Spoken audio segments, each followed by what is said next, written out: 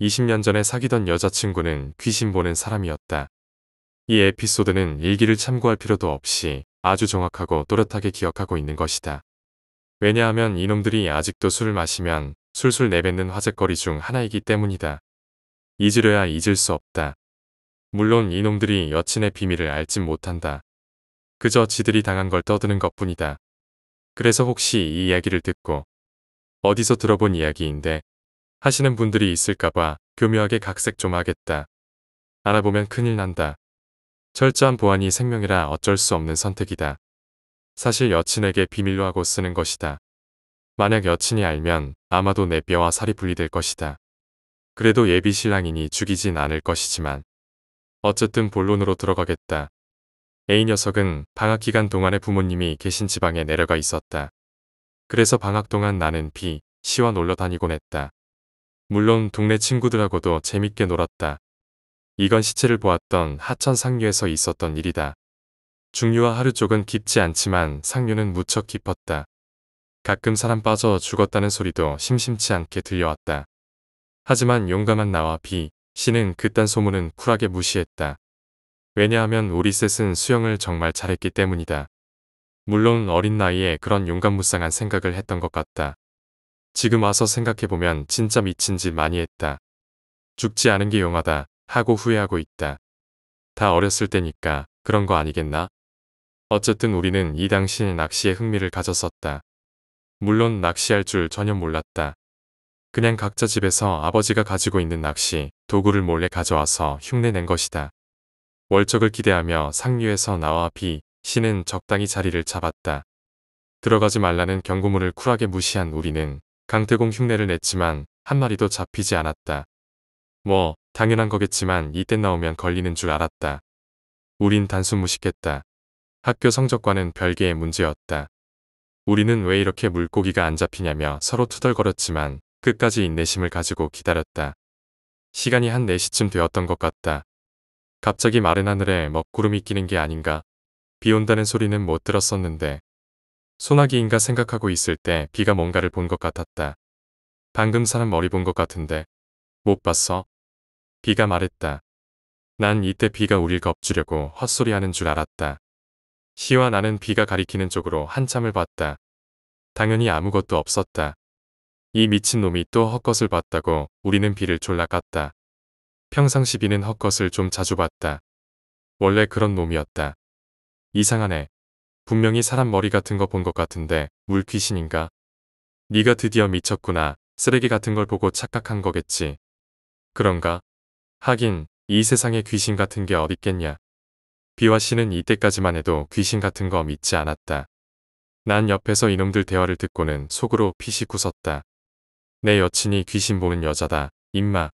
라고 외치고 사정없이 뒤통수를 때리고 싶었지만 참았다. 입이 근질거렸다. 계속되는 허탕의 인내심이 바닥나서 더 이상 우리는 낚시를 할 수 없었다. 초짜 중에 초짜들이 붕어라도 낚을 수 있겠는가?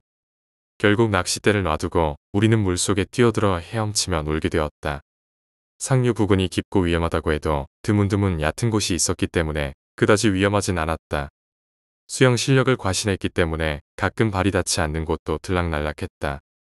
하늘은 계속 흐리기만 했다. 뭔가 발을 건드린 것 같다. 물고기 같은 거 아냐? 그런가? 비는 계속 찜찜한 느낌이 드는 모양이었다. 나도 별로 대수롭지 않게 생각했다. 상류 건너편은 숲풀이 우거지고 개발이 덜 된 곳이었다. 그러다 웬 창고 하나를 발견하게 됐다. 궁금함을 못 참는 비와 C는 저게 말로만 듣던 물레방앗간이라고 생각했다. 이놈들이 전혀 연관도 없는 창고를 왜 물레방앗간이라고 생각했는지 난 아직도 이해가 안 간다. 어쨌든 그 주변 상류의 깊이는 대단했다. 그런데도 B, C가 건너가서 별 수 없이 나도 건넜다.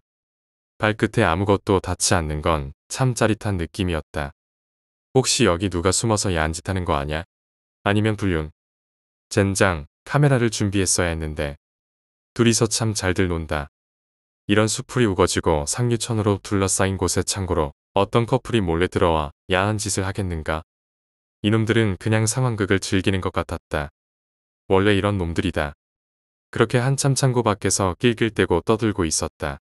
그런데 갑자기 쿠지직 하더니 쿵 소리가 들려왔다. 신나게 떠들던 우리는 창고로 시선을 집중했다. 오랜 시간 동안 쓰지 않은 창고는 수풀로 뒤덮여 무성했다. 실제로 안에 사람이 있을 거란 생각은 하지 않았다. 들었냐? 방금 그거. 뭐지? 뭐가 쓰러지는 소리 같았는데. 말하는 소리를 들으며 난 좀 더 귀를 기울였다. 하지만 그 뒤로 별다른 소리가 들리진 않았다. 뭔가 쌓여지면서 불안해지기 시작했다. 내가 이런 기분 느낄 때면 항상 뭔가 일어날 것 같은 예감이 들었다. 이제 그만 놀고 가자. 그렇게 우리는 다시 헤엄쳐 건너가려고 했다. 문제는 여기서 터졌다. 갑자기 씨가 고통을 호소하며 허우적거리는 것이었다. 헤엄을 제일 잘 치는 놈이 갑자기 허우적거리는 것에 나와 비는 상당히 놀랐다. 씨가 비명을 질렀다. 깜짝 놀란 나와 비가 고통스러워하는 씨를 끌고 물에서 나왔다. 씨는 호흡이 곤란한지 매우 괴로워했다. 다행히 얼마 지나지 않아 안정을 되찾았다. 다만 떨림은 멈추지 않았다. 괜찮아. 대체 왜 그런 거야? 모르겠어. 누가 내 다리를 갑자기 잡아당기더라고. 난 너희가 장난치는 줄 알았어. 다리를 잡아당겨? 나와 비의 시선이 교차했다. 당연히 우리는 모르는 일이었다. 다리를 잡아당기는 그런 악질적인 장난을 깊은 물속에서 할 수 있을 리가 없었다. 그렇기에 씨도 굉장히 무서워하는 것 같았다. 그놈 눈엔 우리 둘이 먼저 앞에서 헤엄치고 있을 텐데 누가 있어 다리를 잡아당길 수 있겠는가? 순간 나는 온몸에 소름이 돋았다. 이건 틀림없이 물귀신 짓이라고 생각했다. 물에 들어가면 항상 조심해야 된다는 여친의 충고가 떠올랐다. 물론 여친은 이 상황에 대해 아마 모를 것이다. 여친에게 얘기하지 않고 친구들하고 놀러 온 것이기 때문이었다. 난 여기 더 이상 있고 싶지 않기 때문에 일단 짐 챙기고 가자고 했다. 비와 씨도 내 의견에 동의했다. 씨를 먼저 두 귀로 보냈고 나와 비는 낚시, 도구를 챙겼다. 내 굳어진 표정을 보고 비도 여기 무언가 있을지 모른다고 생각했다. 씨는 너무 무서움에 떨어 그런지 입을 열지 않았다. 그렇게 우리는 도망치듯이 둑에서 벗어나려고 했다. 저게 뭐냐? 창고 좀 봐봐. 비가 말했다. 비가 무심코 창고 쪽으로 시선을 돌렸는데 뭔가를 발견한 것 같았다. 난 짐을 드느라 신경 쓰지 않았다. 그리고 씨의 비명소리가 터져 나왔다. 남자 새끼들의 비명소리가 메아리처럼 울려 퍼졌다. 그리고 이놈들은 들고 있는 짐들을 모두 내팽개치고는 미친 듯이 도망쳤다. 뒤도 안 돌아보고 달렸다. 난 순간 상황 파악이 안 돼서 멀뚱멀뚱 서 있었다. 하지만 분위기라는 게 있으니 비명소리를 듣는 순간 가슴이 철렁했다. 꽁지 빠지게 튀는 놈들을 보면서 나도 도망쳐야겠는데 발이 떨어지지 않았다. 진짜 부들부들 떨었다. 용기를 내어 돌아보았는데 딱히 눈에 띌 만한 것은 없었다. 창고도 마찬가지였다.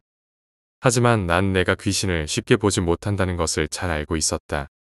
저놈들이 분명 저기서 뭔가를 보고 놀라서 도망친 거라고 짐작했다. 무척 떨리긴 했지만 낚시도구들은 반드시 챙겨야 하는 것이었다. 그거 잃어버렸다가는 귀신보다 무서운 아버지들의 분노에 떡이 되도록 처맞을 것은 분명하기 때문이었다. 결국 이 빌어먹을 놈들 대신 내가 짐을 전부 낑낑대며 들고 날랐다. 야, 이 새끼들아 짐을 다 내게 떠넘기고 튀냐. 일단 난 모르는 척하고 둑에서부터 조금 떨어진 한 작은 동네 입구 느티나무 아래 의자에 앉아있는 비와 씨에게 냅다 소리를 질렀다. 근데 이놈들 상태가 장난이 아닌 것처럼 보였다. 부들부들 떨면서 땅만 보고 있었다. 난 일단 비와 씨가 가지고 온 낚시도구들을 그 앞에 가지런히 놓았다. 대체 뭘 보고 그렇게 겁먹은 거냐? 아무것도 보지 못했어? 비가 내게 물었다. 오히려 뭘 봤냐면서 내가 되묻자. 정말 못 봤어? 그럼 내가 잘못 본 건가? 잘못 본 게 아니야. 너나 나나 같은 걸 봤잖아. 비와 씨는 이렇게 말하며 다시 겁을 잔뜩 집어먹고 사색이 되었다. 나는 보지 못했지만 이 두 놈은 똑똑히 본 것 같았다. 창고 문 옆에 작은 창문이 있었다. 지저분한 유리창이고 내부를 들여다볼 수 없는 것이었다. 이놈들 말로는 둑에서 돌아보았을 때 창문이 열려져 있었고 웬 사람 같은 게 서 있었다는 것이었다. 그것이 귀신이라고 생각되는 순간 너무 무서워서 무작정 뛴 것이라고 했다. 니들 귀신의 귀자도 믿지 않던 놈들이잖아. 그게 정말 귀신이었냐? 확실해. 틀림없어. 똑똑히 보았다고. 내 다리를 잡아당긴 건 틀림없이 물귀신일 거야. 하마터면 죽을 뻔했어. 비와 씨가 말했다. 너무 겁을 집어먹은 B와 C랑은 더 이상 대화를 할 수 없었다. 결국 나는 이놈들을 친히 집까지 바래다 줬다. 그리고 집으로 돌아가기 전 여친 집에 들렀다. 여친은 나를 반갑게 맞이해줬다. 여친이 간식거리를 만들어준다고 했지만 지금 그게 문제가 아니라서 일단 여친을 방으로 끌고 들어왔다.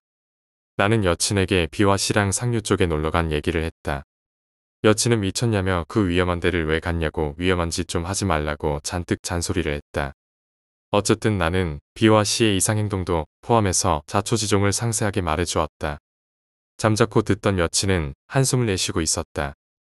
이게 또 사고치고 돌아다니네 하는 표정이었다. 내가 진짜 너 때문에 못 산다. 아마도 그건 물귀신일 거야. 물귀신은 물 밖에선 그리 위험하진 않지만 물속에서는 정말 위험한 존재거든. 그것이 친구 놈들을 해코지하면 어떡하지? 해코지하진 못할 거야. 물속이면 몰라도 물 밖에서는 힘을 쓰지 못해. 당분간 그 근처에 얼씬도 하지 마. 분명히 말했다. 또 잊어버리고 갔다간 진짜 나한테 죽을 줄 알아. 여친에게 설교를 잔뜩 들으며 나는 여친 집에서 밤늦도록 놀았다. 같이 만화책을 보기도 하고 서로 장난도 쳤다. 여친은 장난치는 것을 참 좋아했다.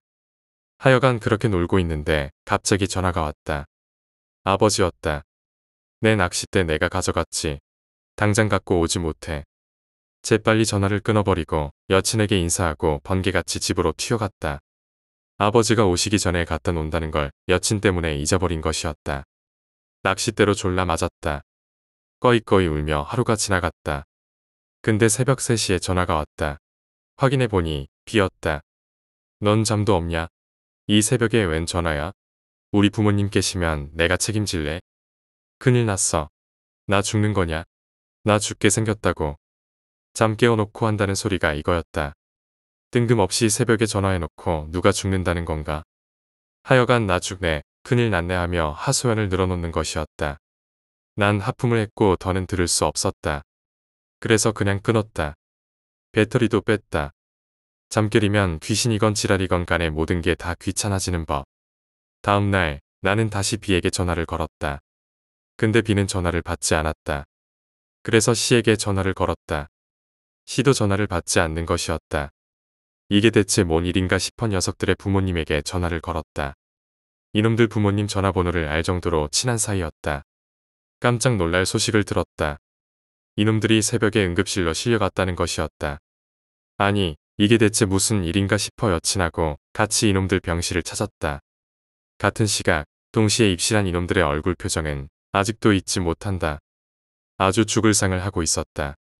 안색도 창백하고 이놈들 부모님께 인사를 하고 자초지종을 물었다. 대체 어떻게 된 거냐? 호흡곤란으로 실려왔다. 그 귀신이 간밤에 찾아왔어. 나뿐만 아니고 C에게도 찾아왔고. C는 아무 말도 하지 않고 그저 이불을 뒤집어 쓴 채 웅크리고만 있었다. 충격이 상당한 모양이었다. 이놈들 부모님은 몸이 허약해져서 헛것을 보았다고 생각하시는 것 같았다. 그래서 이야기 진행이 되질 않았다. 난 일단 여친과 같이 B를 데리고 휴게실로 나와서 얘기를 들었다. B의 이야기는 이랬다. 그 귀신 같은 것을 본 이후 B는 쉽게 잠들 수 없었다고 한다. 그래서 밤늦게까지 음악을 들으며 컴퓨터를 하고 있었는데 거실에서 갑자기 무슨 소리가 들려왔다고 했다. 탁탁탁 거리는 소리였는데 B는 도둑이라도 든 줄 알고 잔뜩 긴장했다고 한다. 그래서 방망이를 들고 거실로 조심스럽게 나갔는데 아무도 없었다고 한다. 일반 가정에서도 가끔 거실에서 뭔가 부딪히거나 탁하는 소리가 들릴 수 있으니 어쨌든 별 이상이 없는 거라 생각하고 안심한 B는 물이라도 마시려고 냉장고 문을 열었다고 했다. 그런데 냉장고 안에 얼굴이 완전히 뭉개지고 퉁퉁 부은 여자 머리가 수박이 있던 자리에 덩그러니 놓여 있었다는 것이었다. 너무 놀라 비명도 지르지 못한 B는 그대로 냉장고를 닫고 자기 방으로 도망쳐 들어갔다고 했다. 자기가 헛것을 보았다고 생각하며 컴퓨터에 재미있는 코믹 애니를 틀어놓았다고 한다. 이불을 뒤집어 쓴 B는 조금씩 안정을 되찾았다고 한다. 근데 애니 화면이 갑자기 멈추더니 갑자기 끼리릭 하는 음향이 오류가 나서 심하게 튀는 소리가 스피커에서 울려 퍼졌다고 한다. 너무 놀란 B는 머뭇거리다가 간신히 컴퓨터의 플러그를 뽑아버렸다고 했다. 완전히 겁먹은 B는 어쩔 줄 몰라 부모님 방으로 튈 생각을 하고 있었는데 갑자기 노크 소리가 들려왔다고 한다. 그리고 문과 바닥의 틈새에서 물이 흘러들어왔다고 한다. 그걸 보고 비는 본능적으로 낮에 보았던 그 물귀신 같은 것이 왔다고 생각하게 됐다고 했다.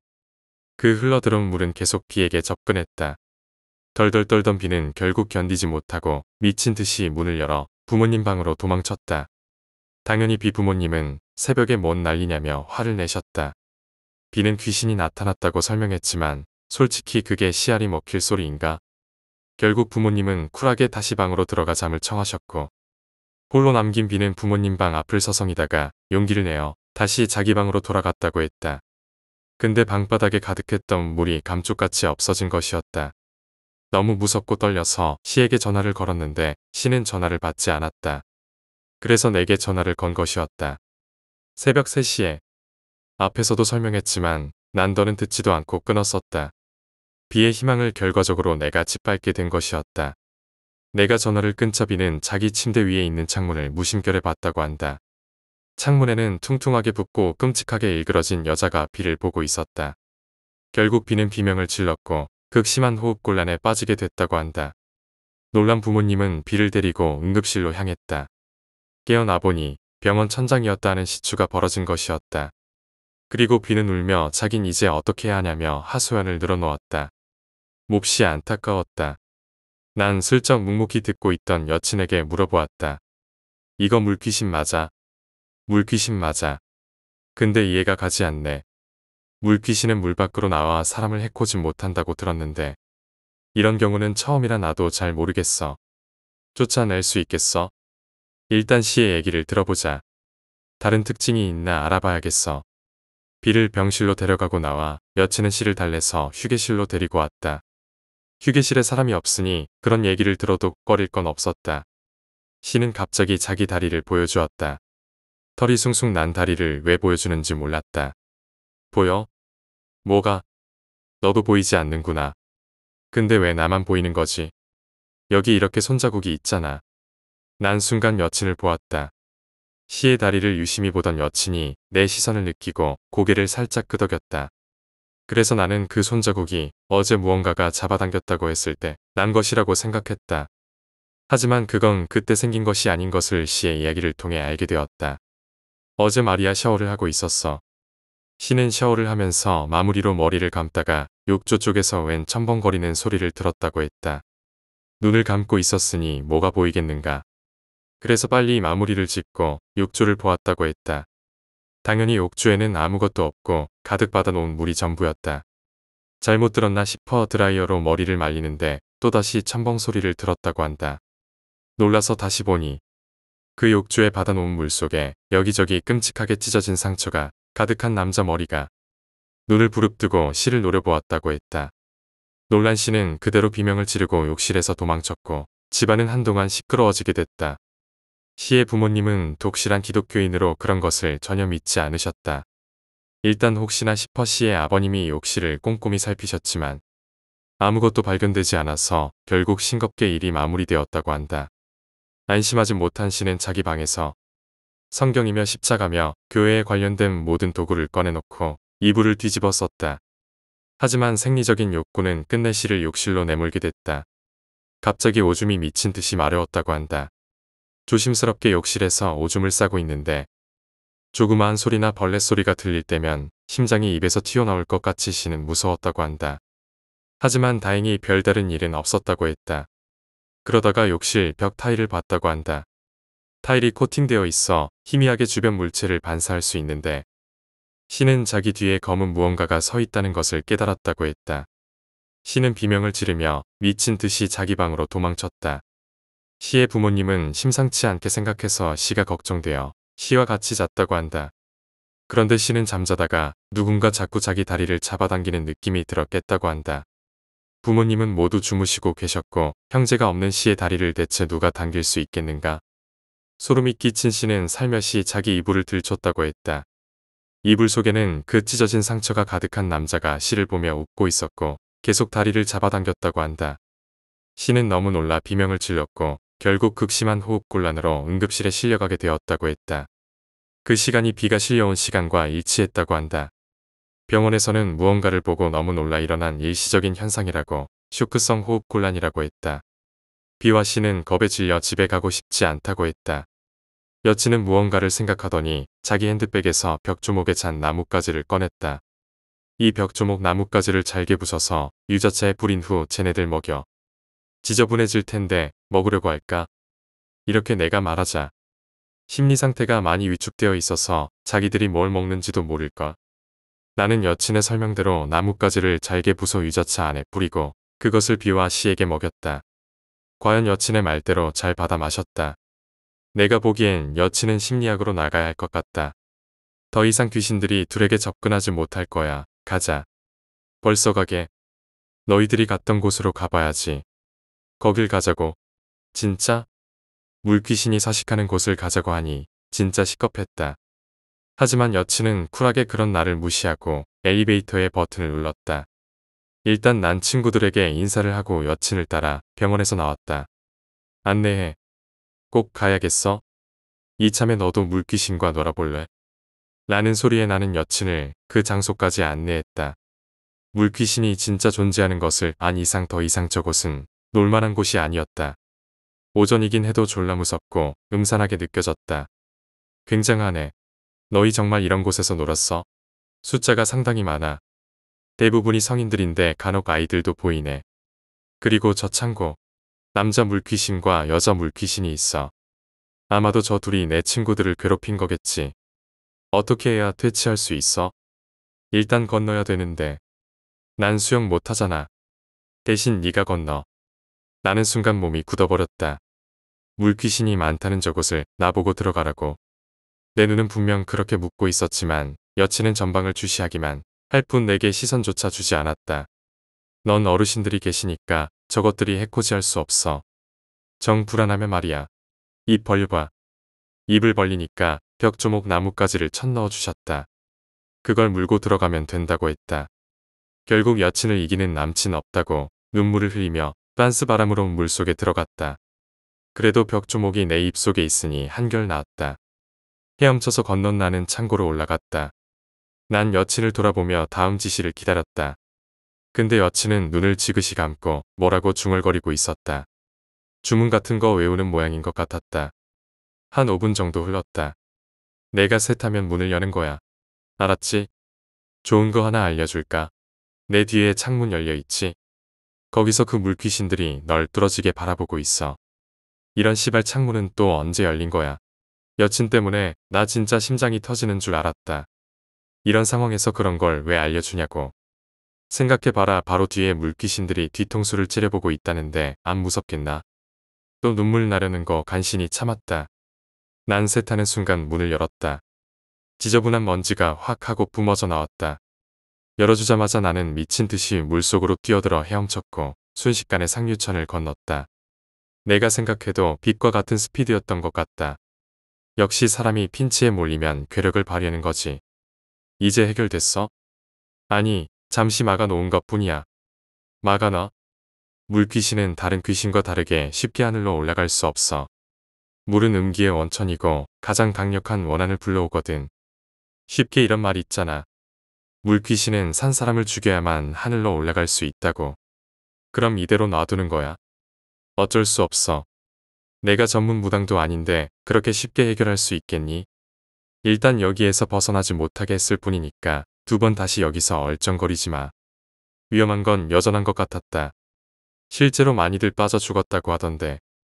그래도 다른 사람이 빠져 죽으면 마음이 편치 않을 것 같은데. 이모님에게 구슬해달라고 부탁할 거야. 그때 되면 모두 하늘로 올라갈 수 있겠지. 그러면 다행이고. 근데 왜 문을 열라고 한 거야? 그런 게 있어. 더는 알 필요 없으니까 신경 꺼. 난 아직도 왜 문을 열어야 했는지 모른다. 하지만 여친의 활약으로 비와 씨는 더 이상 귀신에게 시달리거나 그러지 않았다. 며칠 동안 고생해야겠지만 시간이 약이라고 금세 생기를 되찾았다. 몇 년 동안 그 일에 대해서 입도 뻥끗하던 놈들이 대학에서 미팅할 때 이야깃거리로 쓰게 될 줄은 생각도 못했지만 지금에 와서 말하지만 장차 형수님이 될 내 여친 덕에 산 줄 알아라. 비와 씨의 비극은 이것으로 끝이다. 그 근처는 여친의 이모님이 오시기 전에도 끊임없이 사고가 났다고 한다. 여러 명이 또 죽었다고 하니 정말 위험한 곳이라는 걸 새삼 깨닫게 되었다. 당시 B와 C가 물에서 사고가 나지 않았던 것은 나 때문이라고 여친이 설명해줬다.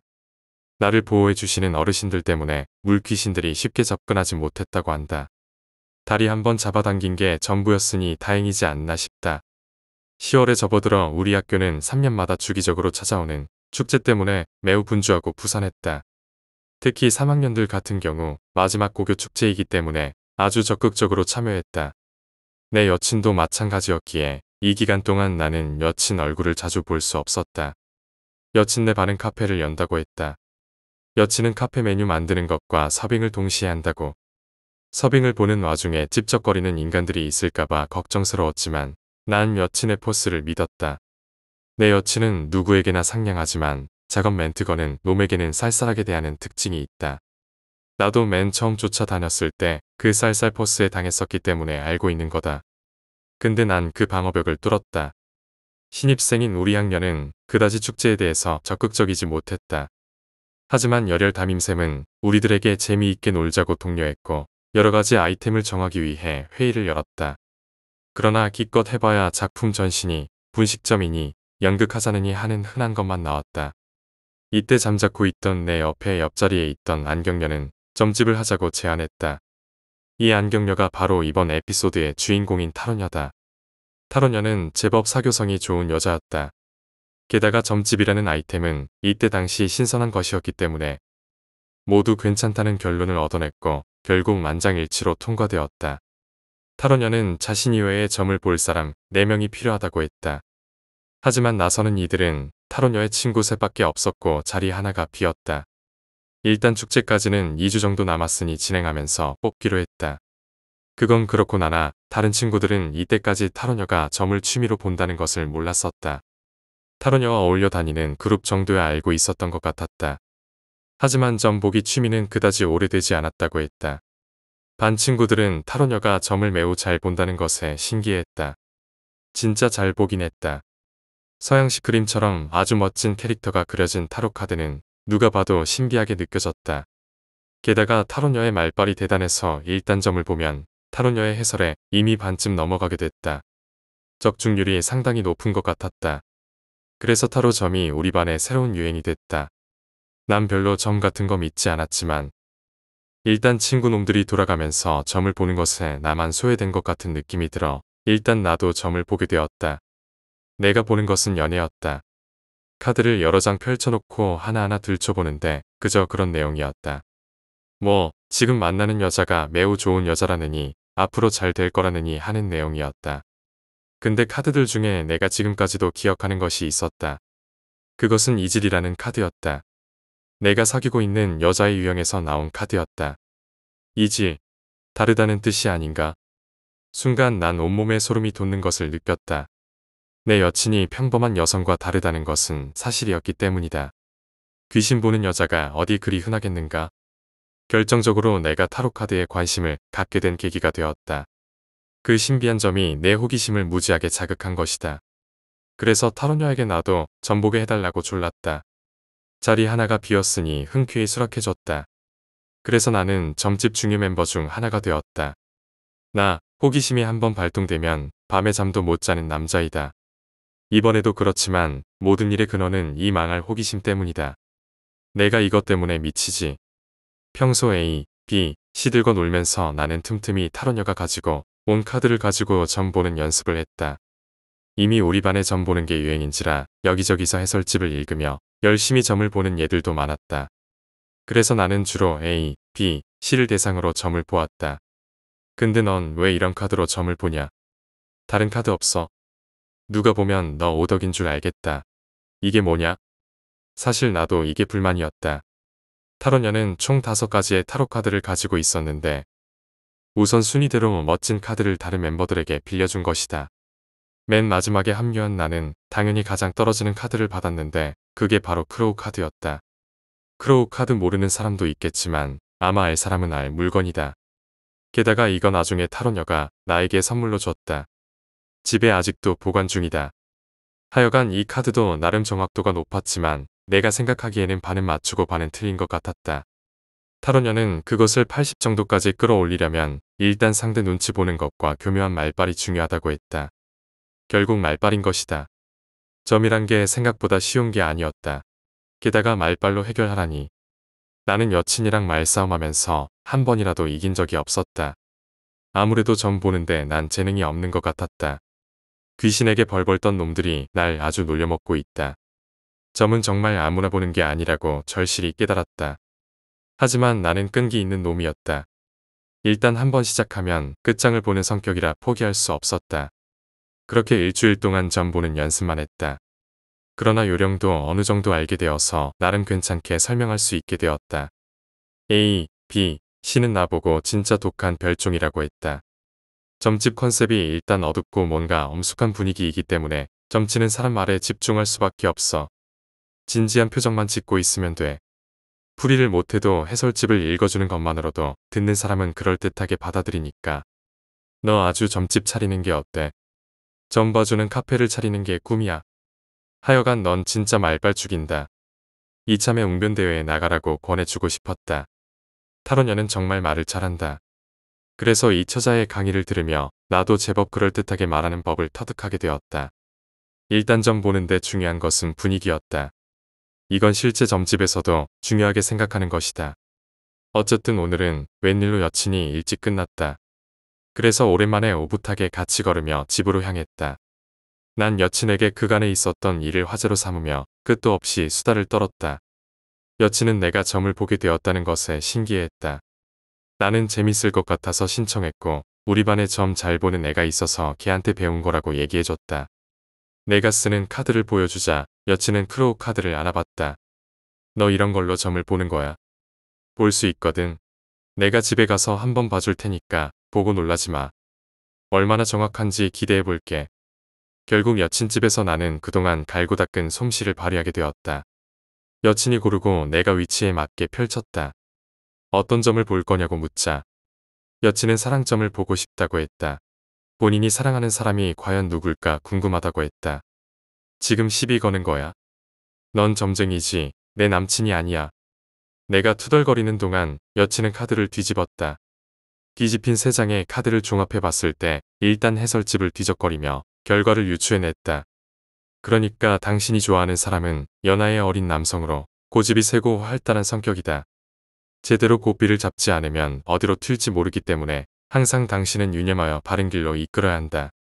당신은 남자를 사랑하고 가족처럼 생각하지만 남자는 바람둥이일 가능이 크다. 점이 뭐 이따위로 나오냐. 뭐가 어때서? 대체적으로 맞는 것 같네. 맞긴 뭐가 맞아. 내가 무슨 고삐 풀린 망아지야. 그리고 내 주제 무슨 바람둥이라고. 너도 살 좀 빼면 잘생긴 얼굴이거든. 너무 자기 비하하지 마. 그보다 이거 결과가 놀라운데. 몇 점 정도 될 것 같아? 80점 정도. 여친은 연하라는 점과 고집 세고 활달한 성격, 그리고 어디로 튈지 모른다는 성향까지 맞다고 했다. 마지막으로 바람둥이 성향은 나나 여친도 인정하지 않았다. 난 여친 관리하는 것만으로도 벅찬 사람이었다. 어느덧 축제가 코앞으로 다가왔다. 바로 전날 우리 반은 분주하게 소품을 정리하거나 점집처럼 분위기 있게 어둡게 꾸미기 시작했다. 반 친구들이 합심해서 꾸미니 그럴듯한 모양새가 나왔다. 그때 타로녀는 최근 입수한 고가의 아주 희귀한 타로 카드를 보여주었다. 이름이 잘 기억 안 나지만 데빌머시기 하는 카드였던 것 같다. 뭔 카드가 이렇게 무섭게 생겼냐고 내가 묻자. 타로녀는 아주 예쁜 카드인데 왜 그러냐고 했다. 참고로 타로녀의 취미도 오컬트였다. 타로녀 말로는 이 카드는 매우 높은 정확성을 자랑한다고 했다. 자주 집에서 같이 노는 친구들과 실험한 결과 대단히 정확했다고 했는데 그래서 이번 축제 때 메인 카드로 이것을 쓴다고 했다. 난 왠지 그 카드가 꺼림칙했다. 타로녀는 이걸 가지고 다른 친구들에게 다시 점을 봐주었다. 어느 정도 맞던 수준의 점이 거의 완벽하게 맞을 정도로 정확성이 올라갔다는 걸 알 수 있었다. 아니, 진짜 카드에 따라 점의 정확성이 달라지는 것 같았다. 진짜 신기했다. 하지만 난 그 카드가 무척 꺼림칙했다. 타로녀가 점을 봐준다는 것도 거절할 정도로 굉장히 다크 분위기가 물씬 풍기는 기분 나쁜 카드였는데 난 이유 없이 보기 싫을 정도로 이 카드가 꺼림칙했다. 하지만 나와는 다르게 친구들은 굉장한 카드라며 호들갑을 떨었다. 돈을 싹쓸이할 거라는 전망이 나오기도 했다. 실제로 많이 벌긴 했다. 축제 당일 정말 정신없이 바빴다. 타로녀와 나를 비롯한 멤버들이 가로정렬로 놓아진 책상에 앉아 들어오는 손님들의 점을 봐줬다. 근데 입소문이 제대로 나서 줄까지 섰을 정도였다. 이날 진짜 환장하는 줄 알았다. 쉬지도 못하고 거의 5시간 동안 점만 본 것 같았다. 우린 복채를 5,000원씩 받았기에 수입도 제법 쏠쏠했다. 대부분 봐준 점은 연애 운이 절대적으로 많았다. 사실 이미 예상한 일이었다.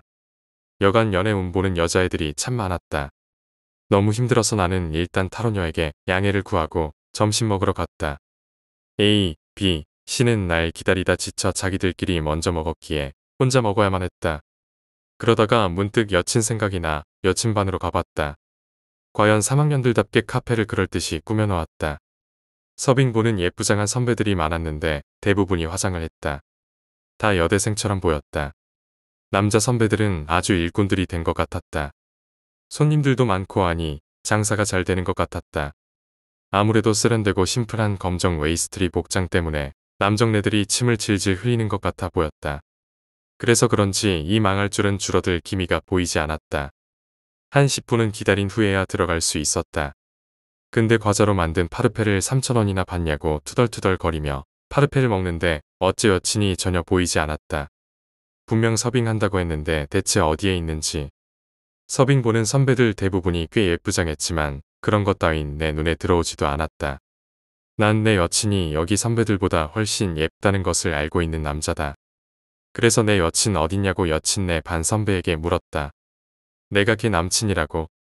나 여친 반에서 제법 얼굴이 팔리긴 했는데 이 선배는 날 모르는 것 같았다. 다행히 날 아는 선배들이 증명해줘서 불러달라고 했다. 난 오늘 여친을 한 번도 보지 못했었다. 여친이 내게 왔다. 진짜 잘 어울렸다. 같은 웨이스트리 복장이라도 여친이 입으면 다르게 보였다.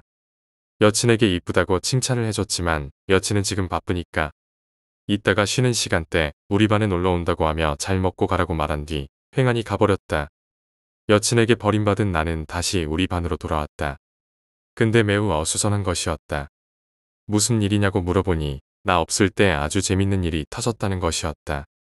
아까 2학년 커플이 왔었는데 싸움이 났었다고 한다. 근데 타로녀에게 점을 보던 와중에 남자가 바람핀 게 들통이 나서 타로녀가 그런 것도 알아낼 수 있나 신기했다. 아무튼 그것 때문에 머리 잡아당기고 난리 났었다고 했다. 소란을 피운 그 커플은 말리러 온 선생님들에게 끌려갔다고 했다. 재미있는 구경거리를 놓치다니 아쉬웠다.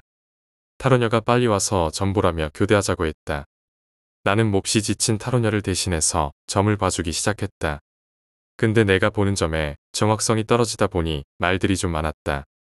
어쨌든 타로녀가 쉬는 동안 열심히 1시간은 점을 본 것 같았다.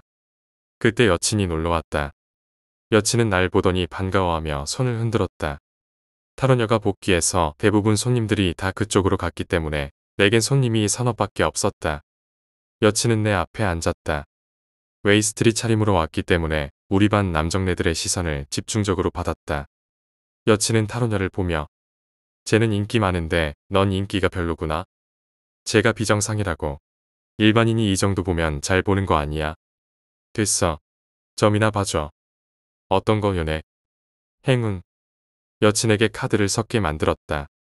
그리고 난 그것을 행운 점식대로 배치했다. 그리고 여친에게 고르라고 했다. 근데 여친은 갑자기 타로녀를 뚫어지게 쳐다보는 게 아닌가. 저기요, 아가씨 점에 좀 집중하시지.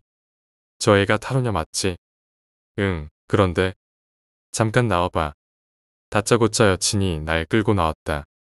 이거 영업방해지만 갑자기 진지해진 여친의 얼굴 표정 때문에 아무 소리도 못했다. 왜 그러는데?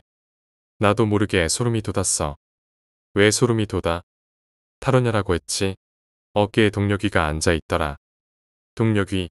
여자아이 귀신. 그래, 타로녀의 어깨에 앉아 같이 점을 보고 있었어. 그리고 시간이 지날수록 미소를 짓기 시작하는데 너무 흉측하게 변해서 내가 다 소름이 돋을 정도야. 여친이 소름 돋을 정도라면 그건 정말 장난 아닌 귀신인 것이다. 더구나 여친은 그 귀신의 정체가 뭔지 잘 모르겠다고 했다. 타로녀가 그렇게 점을 정확하게 본 것이 그 귀신 때문이지 않을까 싶었다. 그때 나는 그 데빌머시기 하는 카드를 떠올렸다. 혹시 그 카드 때문일까? 타로녀가 얼마 전에 구입했다는 카드가 있거든. 근데 그 카드를 처음 봤을 때 되게 꺼림칙하고 불길해 보였어. 그렇다면 그건 저주받은 카드일 거야. 귀신은 보통 물건에 붙지 않아. 하지만 물건에 붙는 경우도 있어. 그런 경우는 저주를 받은 물건이기 때문에 악기가 붙을 수 있는 거야. 사용하는 사람을 해치는 그런 종류. 어쩐지 내가 그렇게 싫어했던 느낌이 들다더니 여친은 카드에서 악기를 떼어놓을 방법 따윈 없다고 했다. 없애버리는 거 쇠엔 방법이 없는데. 일단 그런 저주받은 물건을 갖게 되면 사용자는 대단히 집착하게 될 거라고 했다. 일단 어떻게 그걸 얻었는지 물어보기나 할까? 그래, 출처라도 확인하는 게 좋겠지. 그래서 나와 여친은 다시 반으로 들어왔다. 여친은 시종일관 타로녀를 주시했다. 정확히는 타로녀의 어깨 위였다. 시간이 지날수록 표정이 점점 일그러지고 반대로 입꼬리는 점점 올라간다고 했다. 상당히 저주가 센 물건이라고 여친이 심각하게 말했다. 계속 표정이 변하고 있어. 근데 이거 기다려도 답이 없을 것 같은데. 게다가 난 이제 돌아가 봐야 돼. 쉬는 시간이 끝났거든. 일단 내가 살펴보고 있을 테니까 누나는 가서 일봐. 보는 눈이 너무 많고 점을 보는 사람도 줄을 지었기에 물어볼 기회는 없었다. 결국 끝날 때까지 나는 타로녀에게 카드에 대해서 물어볼 수가 없었다. 이틀간 떠들썩했던 축제가 끝이 나고 나와 여친은 타로녀가 가진 타로 카드에 대해서 더 이상 신경 쓰지 못했다. 뒷정리도 장난 아니었기 때문이다. 결국 그 타로 카드에 대해서는 흐지부지하게 관심에서 멀어졌다. 학교에서는 타로녀가 대단히 점을 잘 본다고 소문이 났다. 하지만 그 소문을 들은 여친은 얼마 지나지 않아 징조가 나타날 거라고 내게 얘기했다. 과연 그 징조는 축제가 끝나고 며칠이 지난 시점에서 일어났다. 타로녀의 안색이 눈에 띄게 나빠지기 시작했기 때문이다. 축제 일을 계기로 난 타로녀와 상당히 친해질 수 있었다. 농담도 자주 하고 관심사 같은 거나 카드에 대한 것을 많이 물어도 봤다. 그 와중에 타로녀가 악몽을 자주 꾼다는 것을 알게 되었다. 모르겠어. 며칠 동안 같은 꿈만 꿔. 여자아이를 본 것 같은데. 됐어. 아무것도 아니야.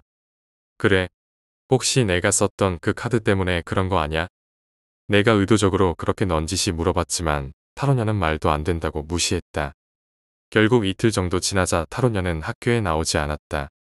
열흘 담임쌤 말로는 타로녀가 무척 아프다고 하는 것이었다. 이거 아무래도 병문안을 핑계로 해서 그 카드를 없애는 게 나을 거라고 생각했다. 하지만 여자의 집에 남자 혼자 찾아간다는 것은 엄청난 오해를 불러일으킬 수 있었다. 특히 우리 여친 같은 경우는 엄청난 질투의 화신이었다. 알게 모르게 내가 혹시 아는 여자와 필요 이상으로 친밀하게 지내나 감시하고 있을 정도였다. 아무리 그 카드 때문이라고는 하지만 여친의 심기를 불편하게 만들고 싶지 않았다.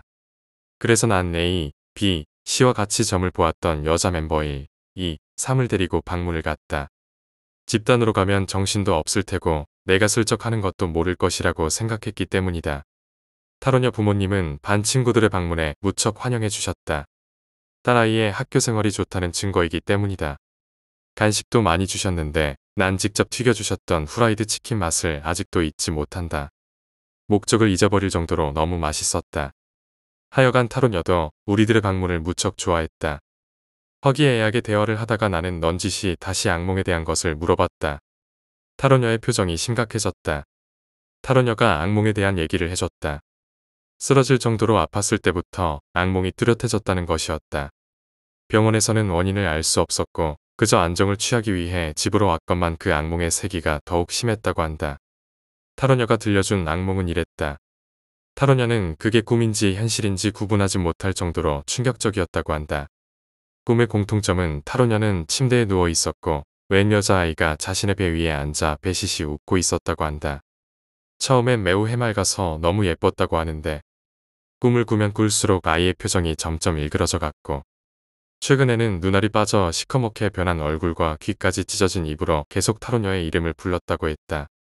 그때부터 심하게 아프기 시작했다는 것이었다. 그리고 어제부터 점점 내 얼굴과 가까워졌어. 그리고 점점 입을 벌리더라. 날 잡아먹으려는 것처럼. 라고 타로녀가 말했다. 악몽 얘기가 무척 소름 끼쳤기 때문에 여자 멤버 1, 2, 3의 얼굴은 울상이 되었고 비슷하게 경험한 B, C도 심각해졌다. 나와 A만이 평정심을 유지했는데 솔직히 나도 겉으로만 그랬고 속으론 졸라 무서웠다. 내가 그런 꿈을 계속 연속적으로 꾼다면 아마 미쳐버릴지도 모른다. 말을 마친 타로녀는 울음을 터뜨렸고 더 이상 자고 싶지 않다고 했다. 자면 그 다음에 무슨 일이 벌어질지 모르기 때문이다. 그래도 타로녀는 친구들이 와줘서 참 든든하다고 했다. 모두가 자리에서 일어날 때 나는 책상 위에 있는 그 카드를 보게 됐다. 타로녀가 다른 친구들에게 인사를 하는 사이 나는 그것을 재빠르게 훔쳤다. 타로녀는 기운이 없었기 때문에 모를 것이라고 생각했다. 목적을 달성한 난 친구들과 따로 헤어지고 A, B, C도 먼저 보냈다. 그리고 공원 한적한 곳으로 가서 라이터로 그것을 태워버렸다. 가지고 오는 내내 정말 속이 울렁거릴 정도로 답답했는데 이 카드가 내가 자기를 없애려 한다는 것을 알아차리고 방해한 것 같았다. 토할 것 같은 걸 겨우 참았다. 펄펄 타오르는 카드를 보니 마음이 한결 편해졌다. 타로녀가 건강해질 것이라 생각하며 발걸음이 가벼워졌다. 내 예상대로 타로녀는 다음 날 학교에 나왔다. 아끼던 카드가 없어진 것에 좀 애기소침했지만 그래도 밝아졌으니 다행이었다. 혹시 그 뒤로 악몽을 꾸었나 싶어 물어보았다. 우리를 보내고 얼마 지나지 않아 잠이 들었는데 그 여자아이가 타로녀의 다리를 붙잡고 살려달라고 했다고 한다. 와, 그 소리를 들으니 진짜 그 카드에 악령이 들어 있었다는 것을 새삼 깨달았다.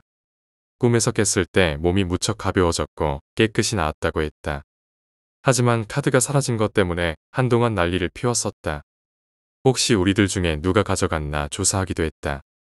그래도 끝내 밝혀내진 못했다. 졸라 치밀하게 훔쳤는데 알 리가 있겠는가? 여친도 나를 칭찬해줬다. 근데 시발 그 망할 악영년이 내 생애 최초이자 최후의 도둑질을 하게 만들 줄은 정말 몰랐다. 신비한 타로카드 이야기는 이것으로 끝이다. 근데 생각해보니 이건 신비한 타로카드가 아니고 악령이 깃든 타로카드라고 해야 맞을 것 같다.